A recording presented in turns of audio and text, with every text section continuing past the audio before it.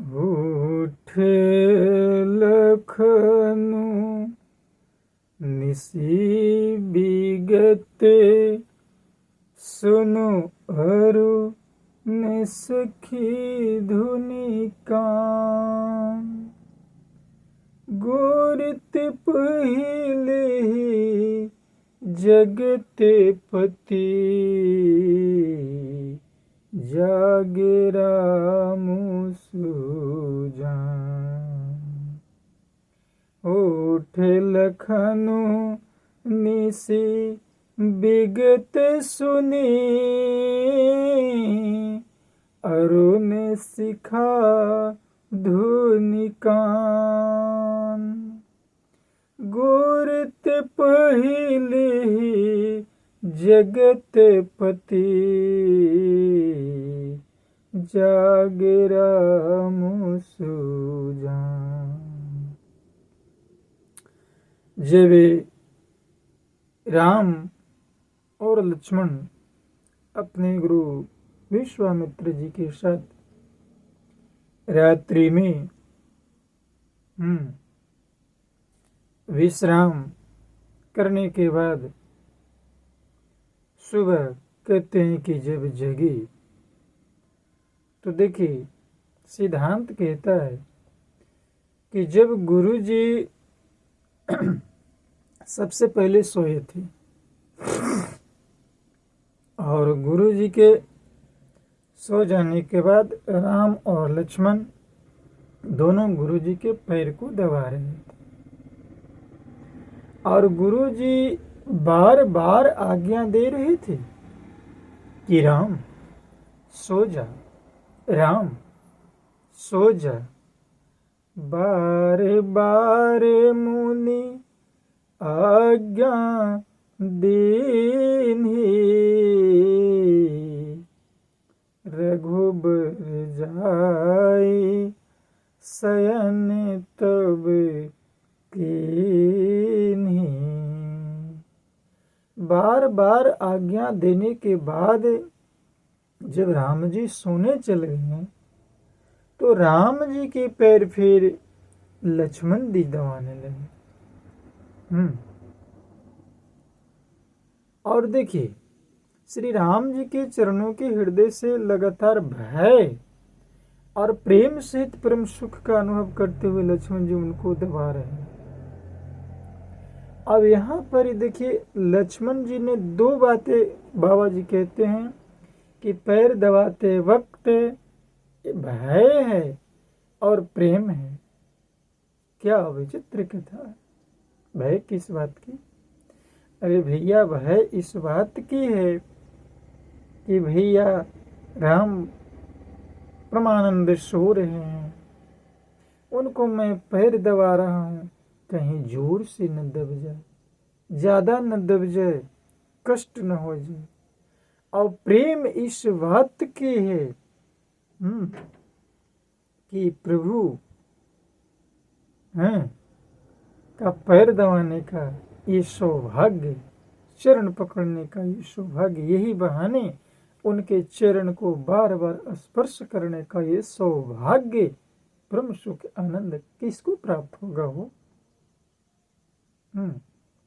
कथा कहती है कि हमें सिद्धांतानुसार सबसे पहले जब हमारे घर में बूढ़े बुजुर्ग जो आदरणीय है वो जब सो जाते हैं, तो उनकी सेवा शुश्रूषा करने के बाद हमें बाद में शयन करना चाहिए।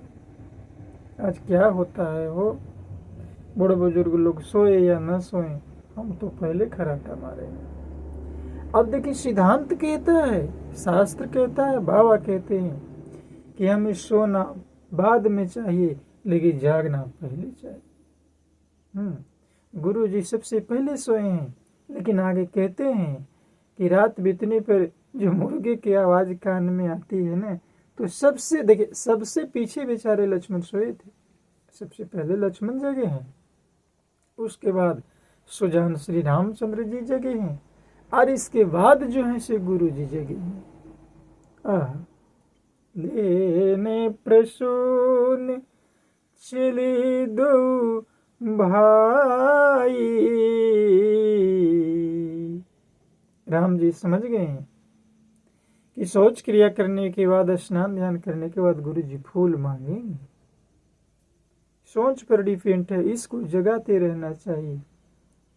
राम और लक्ष्मण गुरु की आज्ञा पाकर दोनों भाई फूल लेने चल दिए। गुरु जी आदेश नहीं दिए हैं, लेकिन जानकारी है, समझ रहे हैं। कथा कहती है बड़ों के भाव को हमें भी समझना चाहिए। एक बुजुर्ग माता पिता, एक बुजुर्ग घर में दादा दादी, नाते रिश्ते जो भी हो, उनकी भावना को हमें ख्याल रखना चाहिए। गुरु की आज्ञा के, गुरु क्या कहना चाह रहा है। उन्होंने जाकर राजा का सुंदर बाग देखा, जहां वसंत ऋतु का आगमन है। लुभा रही है, लेकिन वसंत ऋतु है नहीं। जिस समय राम और लक्ष्मण राजा जनक जी के बाग में गए हैं, उस समय शरद ऋतु है। लेकिन ऐसा बाग जीवन में कभी भी, इंद्र का जो अमरापुरी का बगीचा है वो भी लज्जित है कि शरद ऋतु के रहते हुए भी जब राम जी बाग में जाते हैं तो देखते हैं कि वहां हमेशा वसंत ऋतु ही लुभा रही है।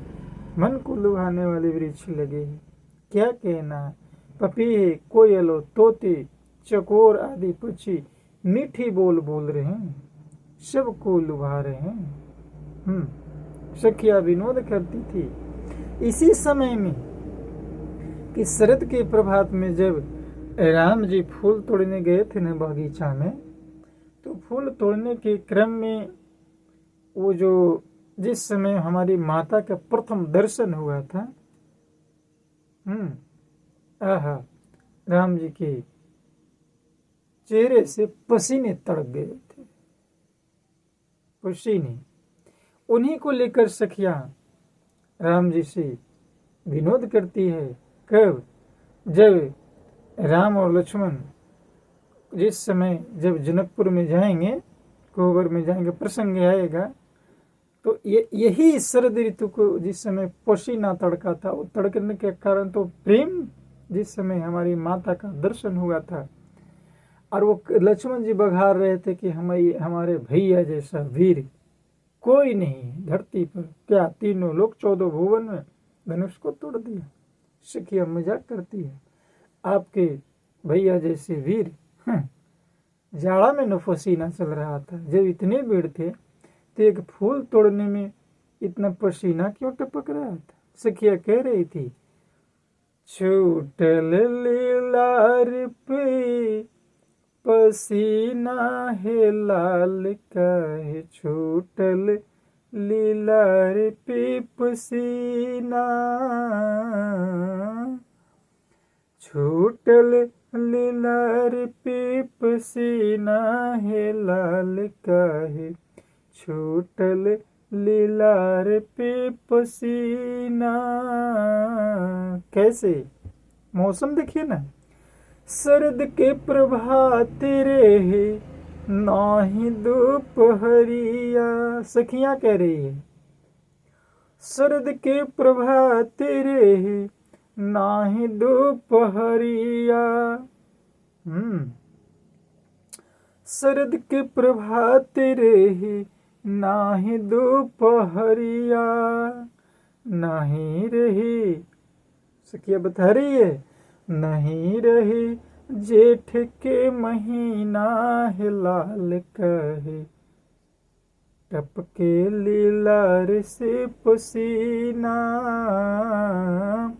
नहीं रहे जेठ के महीना है लाल काहे, छूटल लीलार से पसीना। भगवान रम गए। और देखिए उसी समय चारों ओर दृष्टि डालकर मालियों ने पूछकर, अब देखिए यहाँ पर एक प्रसंग आता है कि भगवान गए हैं जनक जी के बाग में फूल लेने के लिए। पूजा हम लोग क्या करते हैं, सुबह होती है सबसे पहले यदि जग गए तो जितना भी फूल हो सब बटोर लो और भगवान पर चढ़ा दो। जिसने फूल लगाया है वो चढ़ाए या न चढ़ाए, कहाँ आशीर्वाद मिलेगा यार। भगवान है न, वो माली से पूछ रहे हैं, चहु दिसी चितई पूछी मालीगन, लगे लेने दल फूल मुदित मन।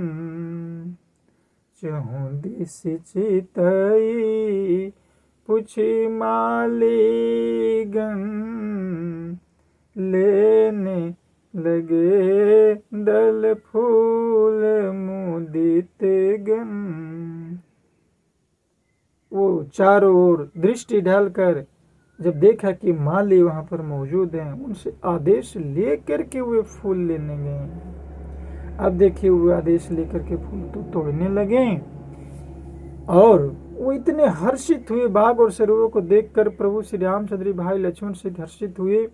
क्योंकि देखिए बाग के बीच में जो है से एक क्या है, रमणीय तालाब भी है, सरोवर भी है, और उन्हीं को श्री रामचंद्र जी देख रहे हैं। वहाँ पर एक गिरजा जी का मंदिर भी है, पार्वती जी के। सीता जी बस जस्ट आने वाले हैं, एंट्री होगी हैं। और सीता जी जब वहाँ फूल लेने आए, पार्वती जी क्षमा करेंगे, पार्वती जी जो फूल लेने आए, सीता जी जब फूल लेने आएंगे पार्वती जी के मंदिर में पूजा करने के लिए, तो देखिए क्या वहाँ पर होता है।